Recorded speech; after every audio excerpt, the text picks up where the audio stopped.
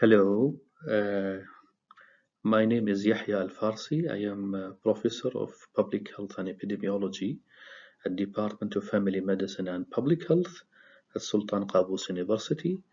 I am pleased to talk to you in this lecture about lean thinking in healthcare. This lecture has two parts, part one and part two. In this session, we are going to focus on part one, and part two will be provided to you in a separate lecture.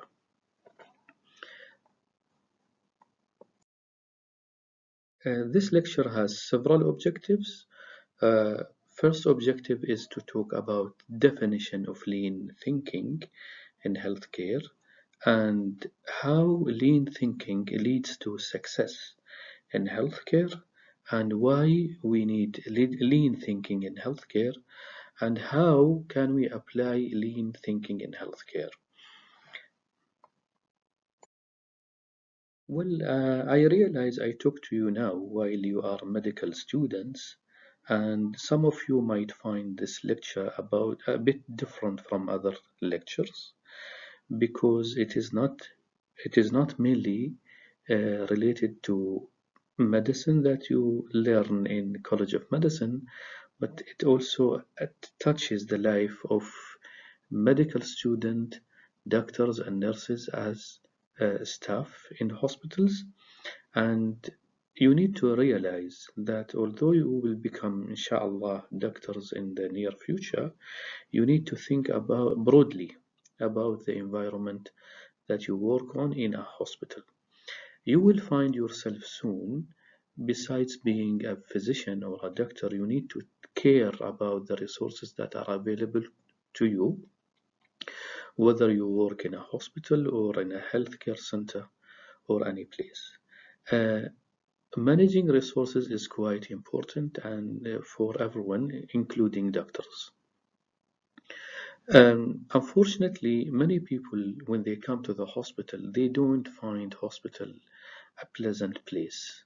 You might have had this experience before, coming to the hospital as a patient, and you recognized that it is not something really pleasant to be in a hospital as a patient. Many people, when they come to the hospital as patients, they need to struggle. So they will find themselves sitting in rooms with many, many other people, and they simply waste a lot of time. They have to wait for a lot of time till they can see a doctor.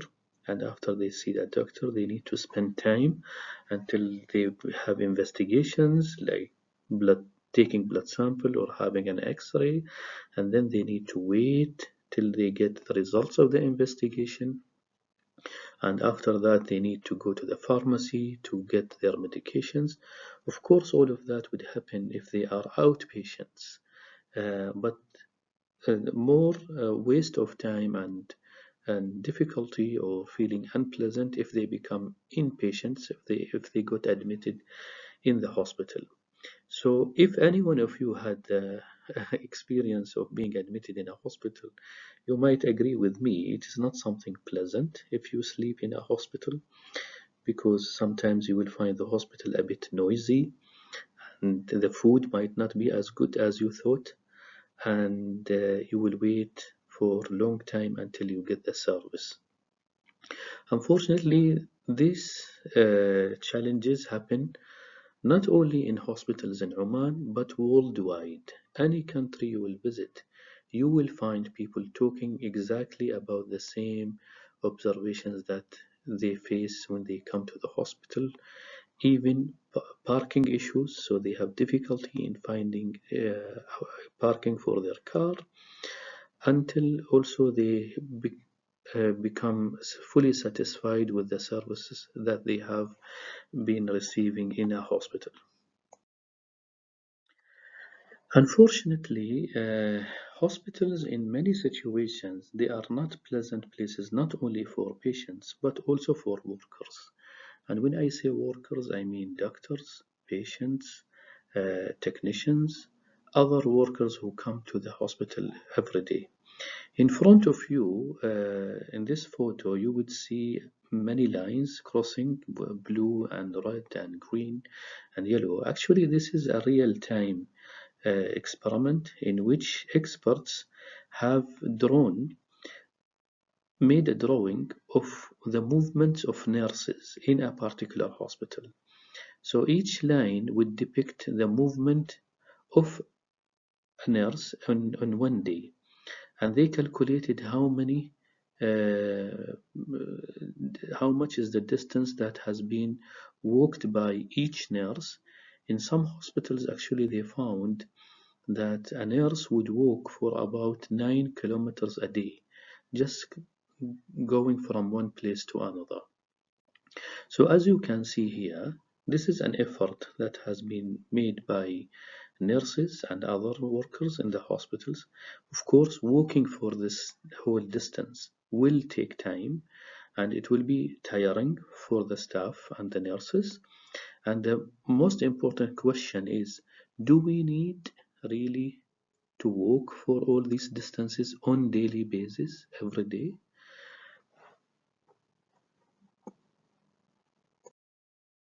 If you have been to a hospital as a patient or as a staff or as a student, you would notice that the environment in a hospital is quite dynamic. A lot of people work together at the same time.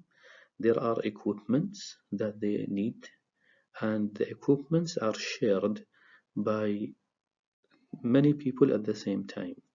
So those equipments are being moved uh, from one place to another. People sometimes have difficulty in locating those equipments. So, and it might be confusing for people because they would think the equipment is placed in one particular point in that place, but when they go and look for it, they will not find it. You might think this is quite simple, but actually it is not, because it happens on daily basis all the time, and this will add to the issues of wasting time of patients, wasting time of workers, doctors and nurses, and it adds unnecessary struggle to the life of people who work in a hospital. For people who work in hospitals also, they might also experience some unpleasant experience with stored items. You might realize that being a doctor or a nurse, you will need a lot of equipment to deal with. So, for example, you will need needles, you will need to blood containers, you will need IV fluids, you will need even bed sheets and linen for patients. So the hospital actually requires a lot of equipment. And where are they kept? Usually hospitals, they have stores or storerooms where they keep all those places. Unfortunately, in many situations, people, because they need a lot of equipments and items like these, they become less careful about where to put them and how to put them. And there are many, many examples that happen every day in our hospitals in Oman and worldwide, where we have hospitals, they end up with some items that they have never been in use, and to the extent that they got expire, outdated. So there is no single hospital where you don't find medications got expired without the staff noticing them, or some equipments that they will expire without staff noticing them. So what is the solution?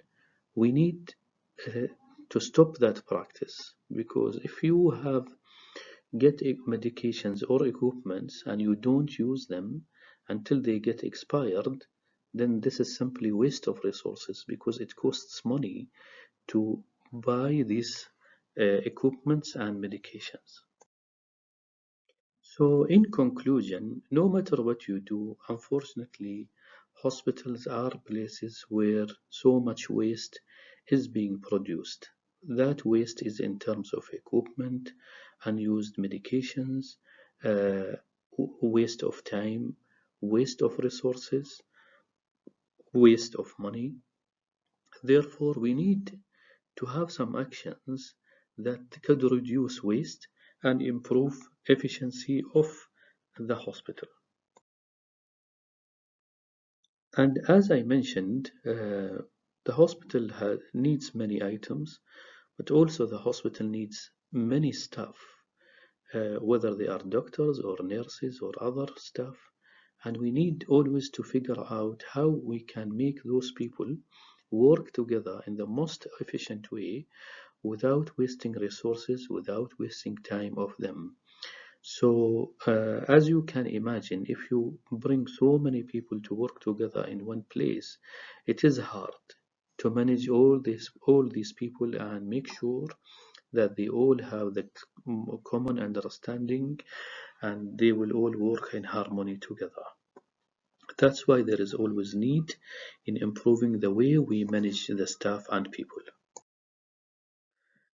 Because of so much waste that happens in hospital and healthcare system, people looked around for what could be done in order to improve efficiency and reduce waste.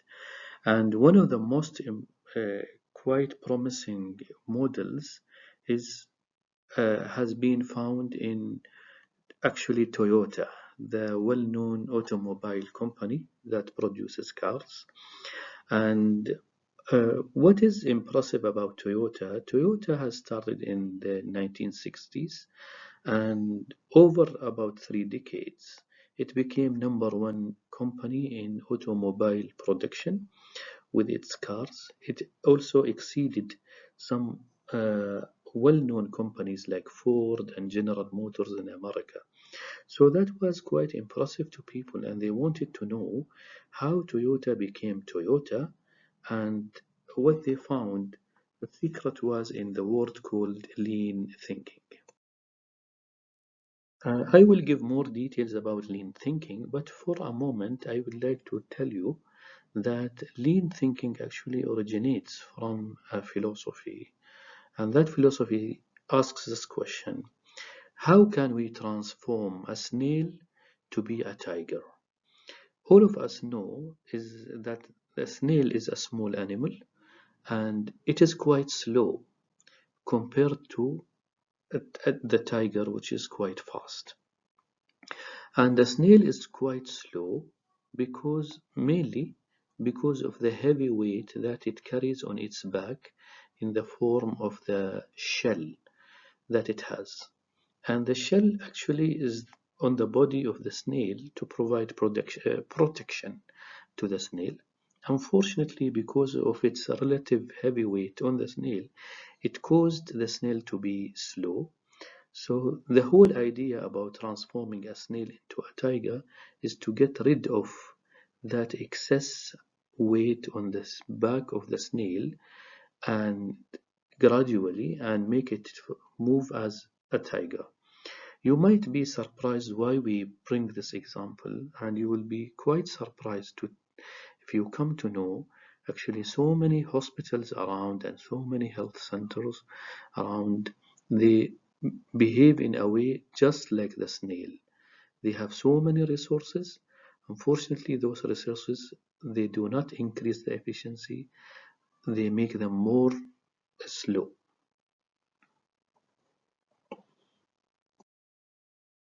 So, what is lean? Lean in Arabic, lean thinking in Arabic is التفكير الرشيد, and lean management is الإدارة الرشيدة. And in English, if we say a lean body, it means if someone, for example, if I tell you, if you ask me what is my lean body, it would be if I take out all the fat I have in my body and I leave myself only with muscles and bones, that would be my lean body. And the idea here, people are heavy because, not because their muscles are strong or bones are strong, but they have excess fat. And in order for them to be efficient, they need to get rid of the excess fat. So they can move better, they become more fit, they can be more, they will be able to do more sport. What is lean thinking? Lean is a business culture characterized by endless pursuit of the elimination of waste, and the key words are culture and waste. It is described as an effective methodology for improving patient safety, quality, and cost while preventing delays, bridging silos, and improving employee satisfaction. Actually, the first person who coined the term lean thinking was an expert from America called James Womack. He wrote a book. Uh, he titled it Lean Thinking in 1996.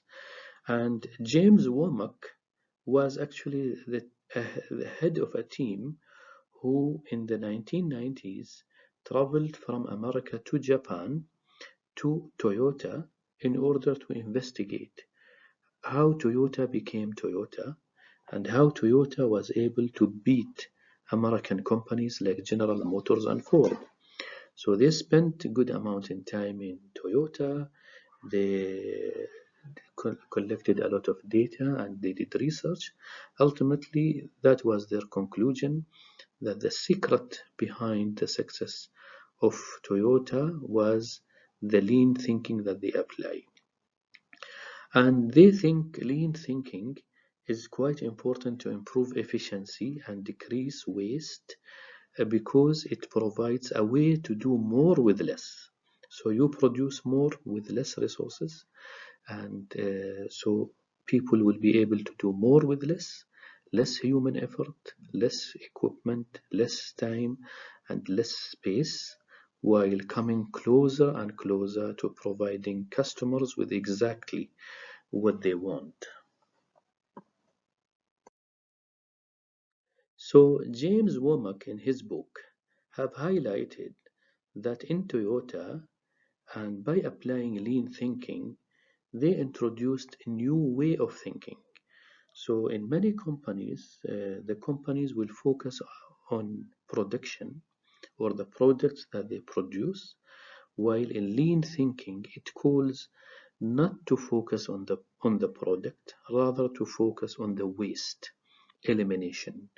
So in lean thinking, the philosophy is, or the whole idea is, in lean thinking is to be better in production, to have better items like cars or whatever or services. You don't need to worry about the production. Rather, you need to focus more about how to eliminate waste. And if you succeed in eliminating waste, automatically your production will improve. And what is waste in a company or a production or a service? It is anything that adds cost or time without adding value. We will give more illustrative details. Actually, in any institution, there will be waste, whether it is healthcare or educational institution or a restaurant or a company or whatever. There will always be some type of waste. And these are the main types of waste. Waste in waiting, in motion, in intellect, processing, transportation, inventory, rework, and overproduction. And waste in waiting, it is similar to the examples I gave at the beginning of my lecture. So people will come to the hospitals and they will just waste a lot of time waiting to see the doctor or waiting to have a CT scan, waiting for an X-ray to be done for them. Waste of motion is similar to the example that I gave about the movement of nurses in one hospital. So the nurses will find themselves walking from one place to another every day, all the time, unnecessarily.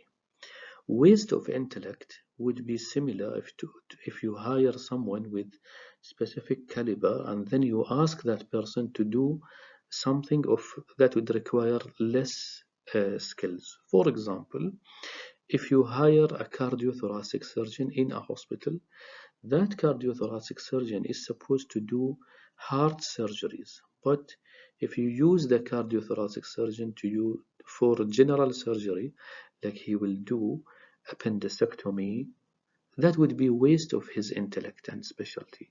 It is similar to if you hire, for example, Einstein, and you ask him to teach mathematics for sixth grade students. Of course, Einstein will be able to teach mathematics to students who are in sixth grade, but is this the best way of utilizing the intellect of Einstein? No, because so many people can teach mathematics to sixth grade students, but very few people will have intellect of level of intellect similar to that of Einstein. There is waste of processing, and a classical example for this, if you have a process that would require one signature, but the system would require five signatures to complete that process. So why we request for five signatures to approve something while it requires only one signature? That is waste of processing. Waste of transportation if people are not careful about how they allocate services, so people will need to travel from one place to another. Waste of inventory is similar to the example that I gave when people would buy so many stuff like medications, like equipments, and store them, and they don't use them until they expire.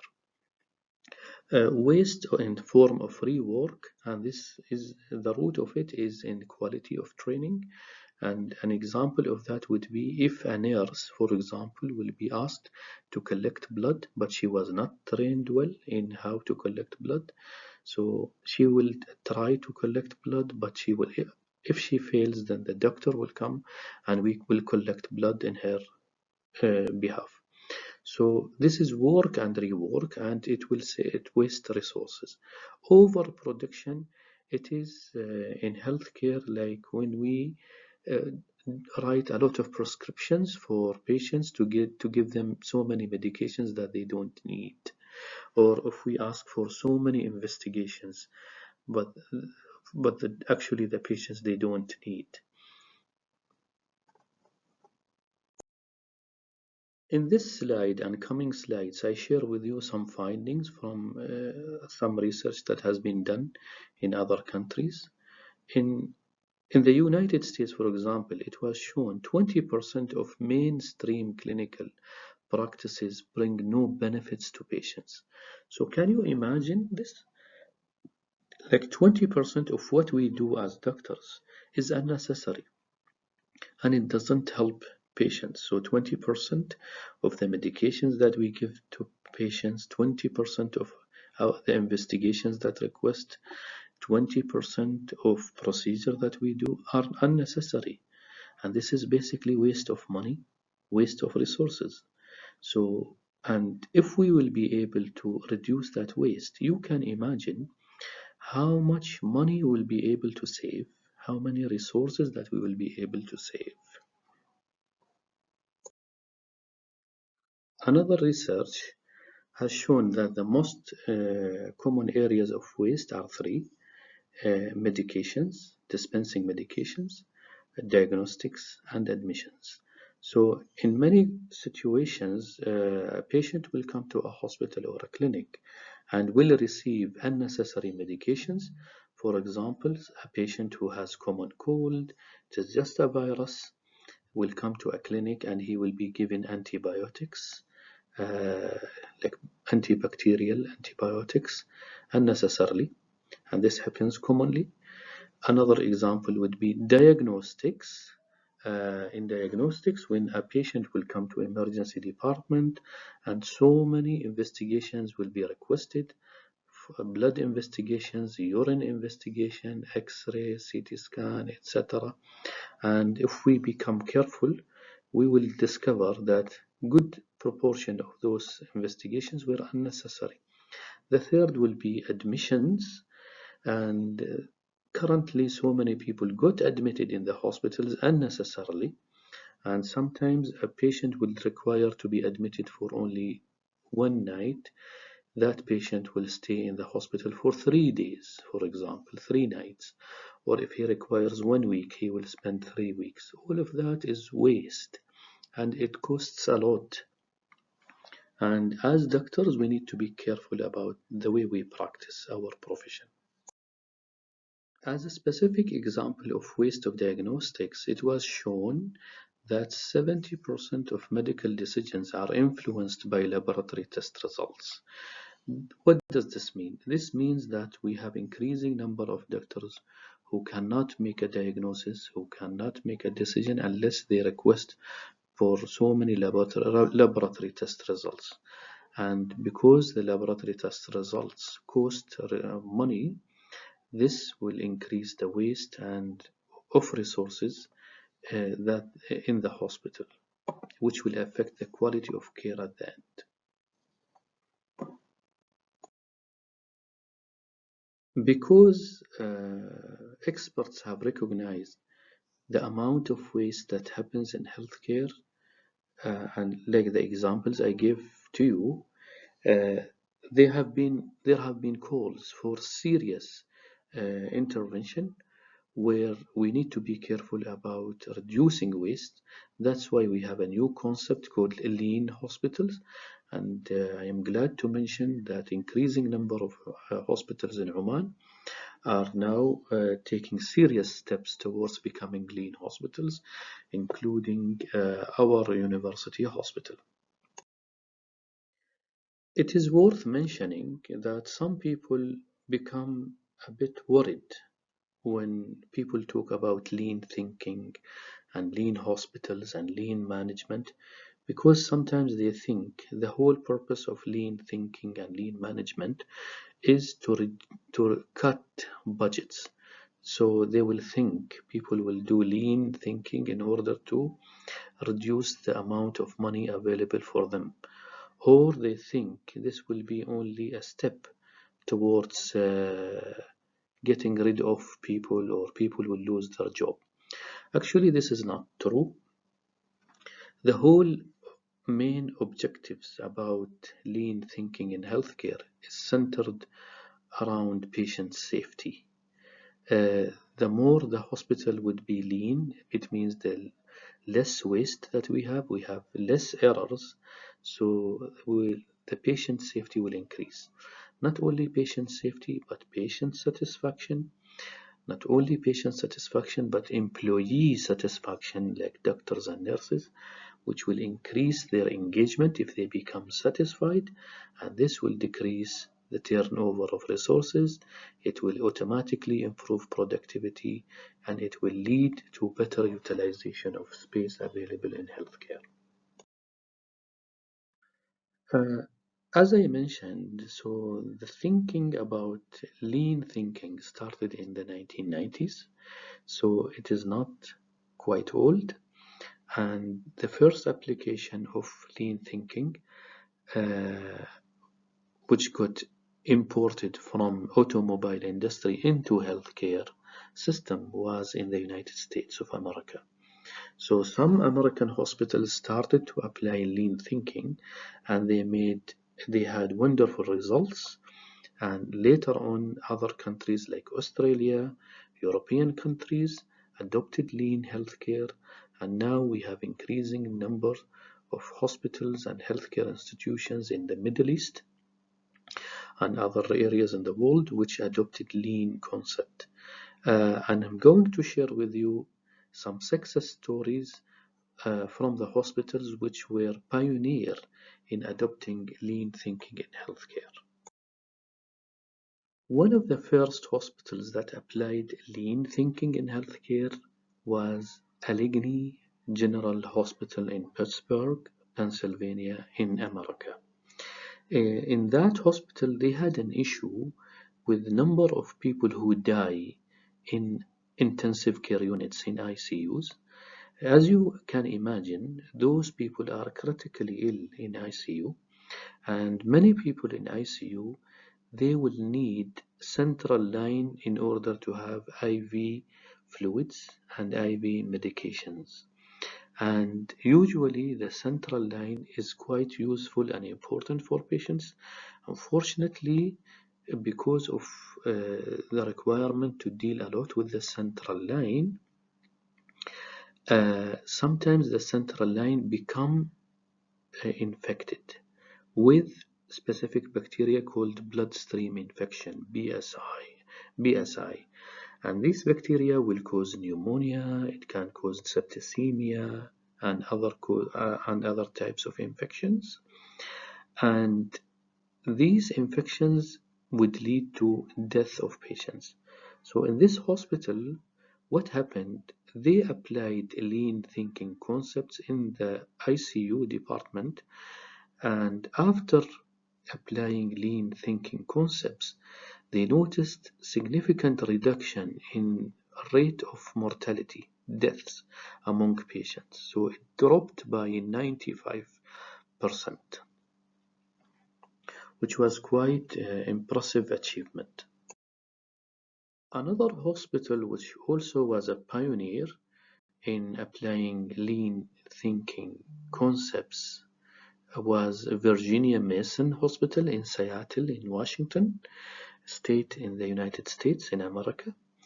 And in that hospital, what they have noticed that after they applied uh, lean concepts in ICU, uh, they have reduced the number of ventilator-associated pneumonia by 88%, which is quite significant achievement, especially for critically ill people.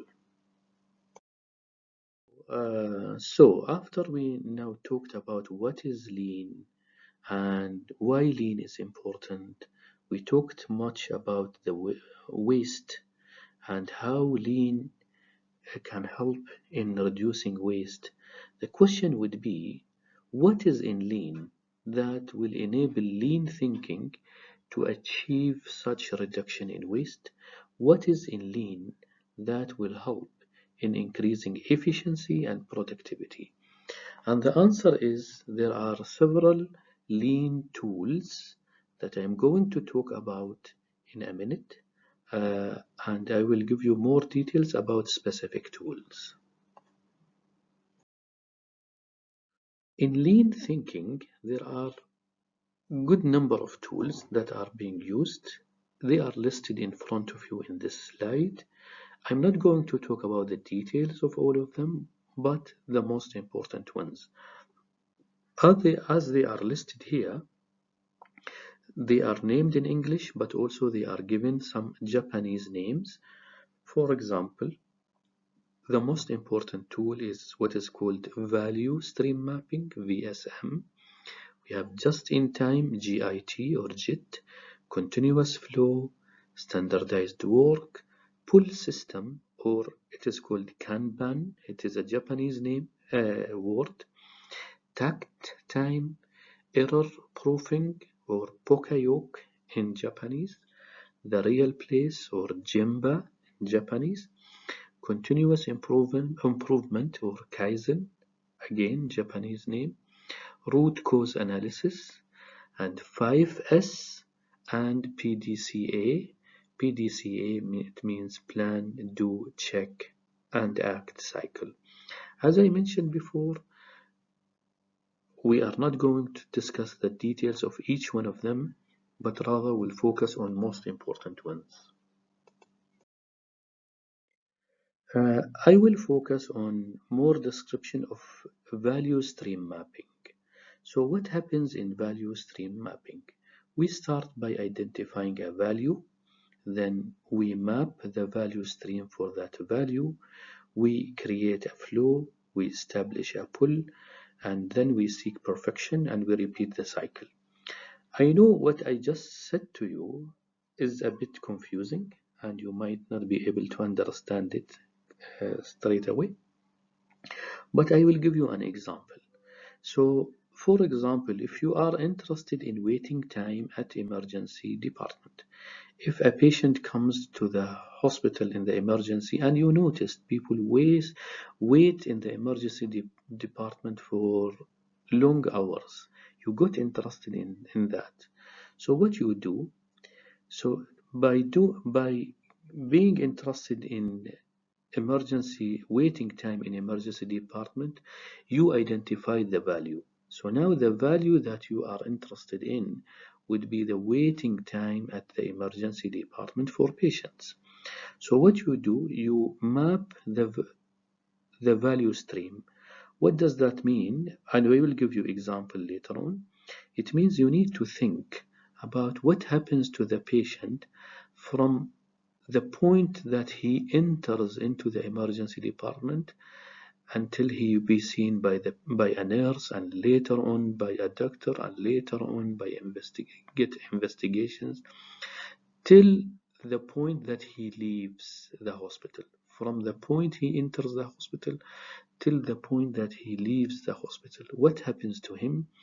What are the difficulties that he go through? How can we improve it?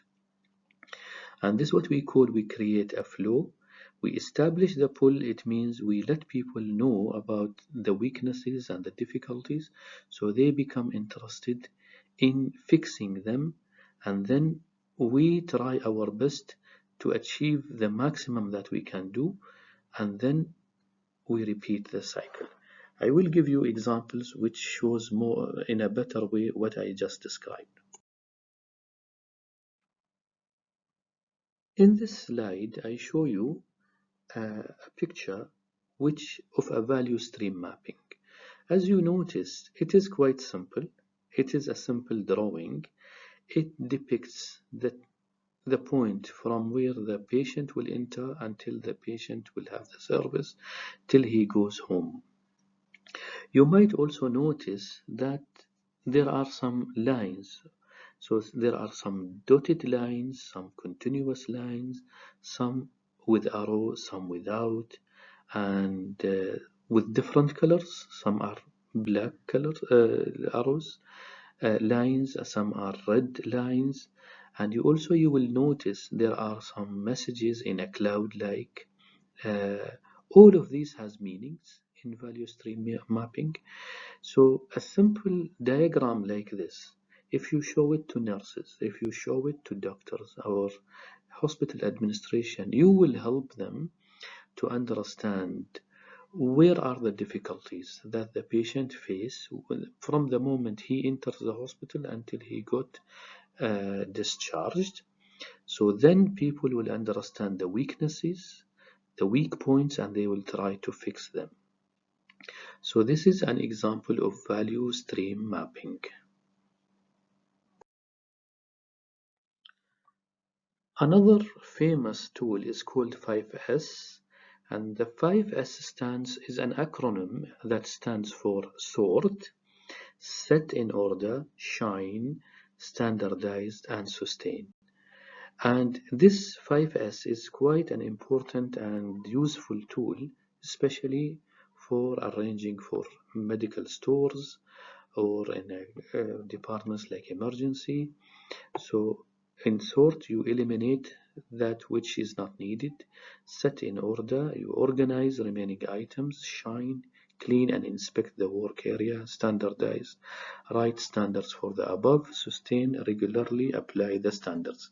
Again, I will give you an illustrative example which will make the 5S tool more clear to you.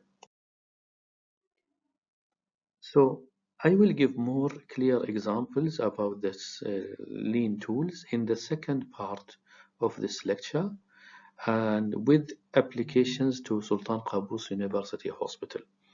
But for this part of the lecture, as a conclusion, we talked about definition of lean thinking, and also we discussed the need for lean thinking in healthcare. We also discussed the types of waste in healthcare, and also we discussed the different types of lean tools that are available. And in the next part, we are going to continue with more discussion about lean and with more specific examples related to our hospital in the university and in Oman.